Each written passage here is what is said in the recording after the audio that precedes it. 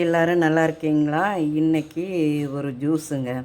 அதை வந்து beetroot, carrot, தேங்காய், ஏலக்காய். இது வந்து தீபாவளிக்கு பண்ண ஏலக்காய் பவுட்ரு. நான் 2 ஏலக்காய் போட்டுக்கேன். இந்த பவுடரை வீணடிக்காமேன்னு இதில் போடுறேன். அதுக்கு இனிப்புக்கு வந்து நாட்டு சக்கரை. அதை வந்து இது ஹீமோகுளோபினை அதிகரிக்க கூடிய ஒரு நல்ல ஒரு ஜூஸு.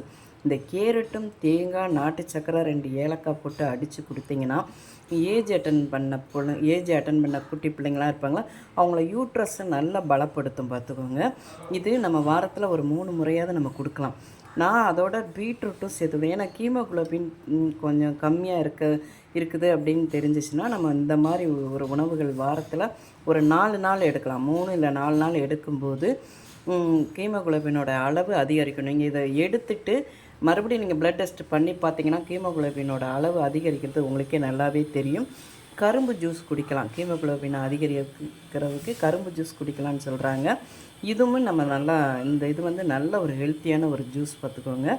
இப்போ இது எப்படி போடுறதுன்னு காட்டுறேன். இது 3ஐயும் மிக்சியில் போட்டு அரைச்சி ஜூஸ் எடுப்பேன். நான் தேங்காய் பால் எடுக்கிற மாதிரி ஒரு 2 வாட்டி தண்ணி விட்டு அரைச்சி எடுப்பேன் பார்த்துக்கோங்க. அப்போ தான் அந்த ஜூஸ் எல்லாமே நல்லா இறங்கும். இப்போ எப்படி எடுக்கிறதுன்னு காட்டுறேன். இதை மிக்சியில் போட்டு இப்போ துருவிட்டு அதுக்கப்புறம் தண்ணி விட்டு ஜூஸ் எடுக்கணுங்க. இப்போ ஒரு இது எடுத்துட்டேன். 2வது இப்போ அரைச்சாச்சு. இதையும் பால் எடுத்துக்கலாம். தேங்காய் பால் எடுக்கிற மாதிரி 3 வாட்டி இதை நம்ம ஜூஸ் எடுக்கலாங்க. 2வது வாட்டியும் நல்லா வடிகட்டிட்டேன். இந்த 3வது வாட்டியும் கொஞ்சம் தண்ணி விட்டு ஜூஸ் எடுக்க போகிறேன். 3 ஜூஸ் ரெடி ஆகிடுச்சுங்க. நல்ல ஒரு சத்தான ஒரு ஜூஸு. ஹீமோகுளோபினை சடனாக கூட்டக்கூடிய ஒரு ஜூஸு. நீங்களும் இதில் தயார் பண்ணி சாப்பிட்டுட்டு ரிசல்ட்டு நல்லா இருந்தால் எனக்கு கமெண்டில் போடுங்க.